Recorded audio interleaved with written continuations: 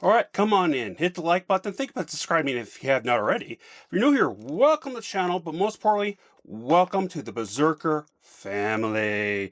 So this is my honest opinion for a film that I honestly didn't have high expectations for. Was the 2025 live-action film called How to Train Your Dragon of the original. I don't remember when the first one came out, but the big franchise of DreamWorks, How to Train Your Dragon. Now, here's the plot of this. As an ancient threat endangers both Vikings and dragons, like on the Isles of Berk, the friendship between Hiccup, an inventive Viking, and Toothless, a night fury dragon, becomes the key to both species forging a new future together. Now, here is the cast.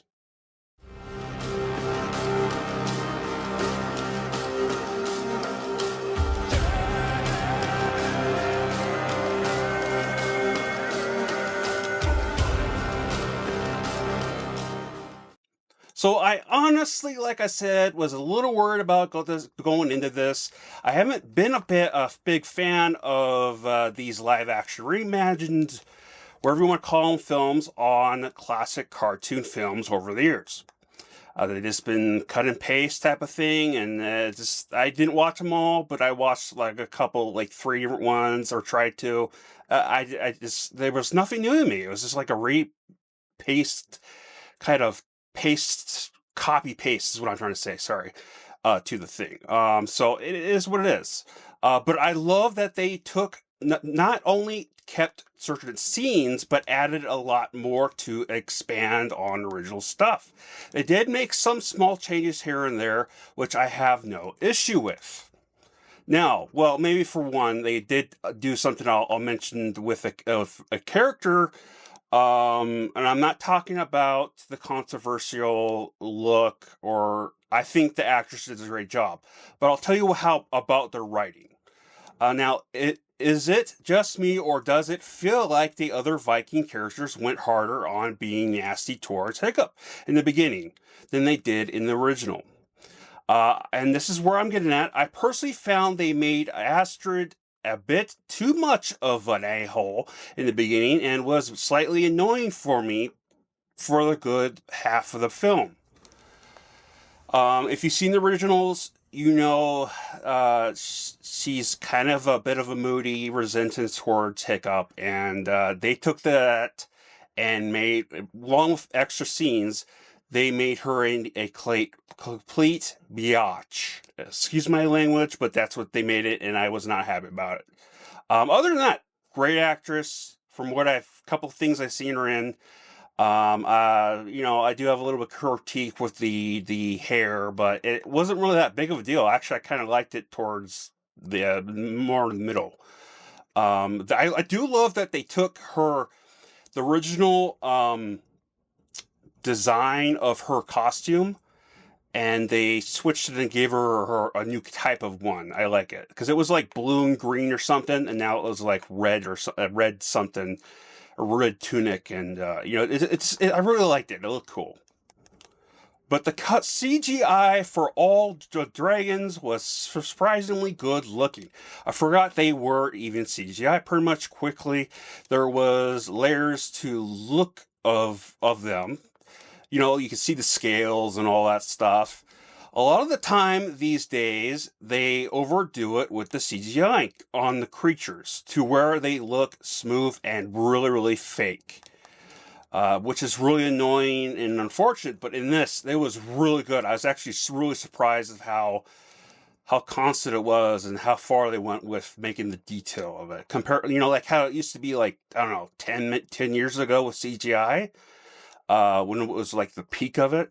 I love the sets that they was used when they didn't use CGI. CGI backgrounds looked pretty good as well. The costumes was pretty spot on, but in my opinion, the horns on the helmets looked flat out ridiculous in live action format, just very comical compared to the cartoon format.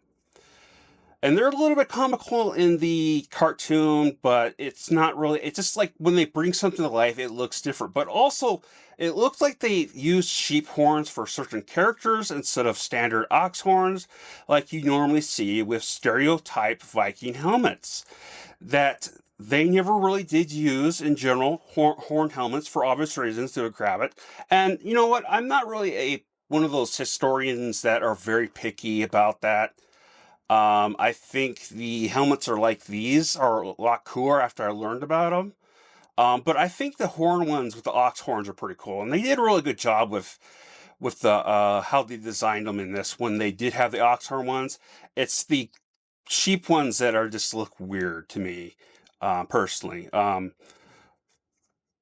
But here's my rating on Comic My Final Thoughts.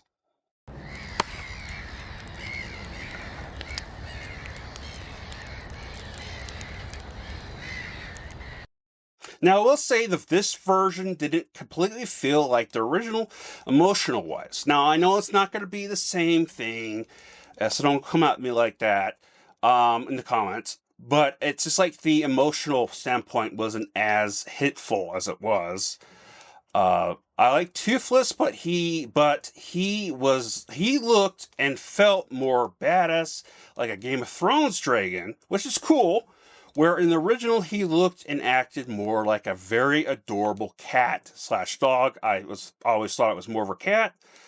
But I honestly still really liked him and this film. They did a good job with the writing for the most part. I would say this came close enough to the original while feeling very fresh story.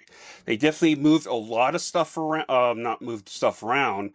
They definitely added stuff and expanded on stuff.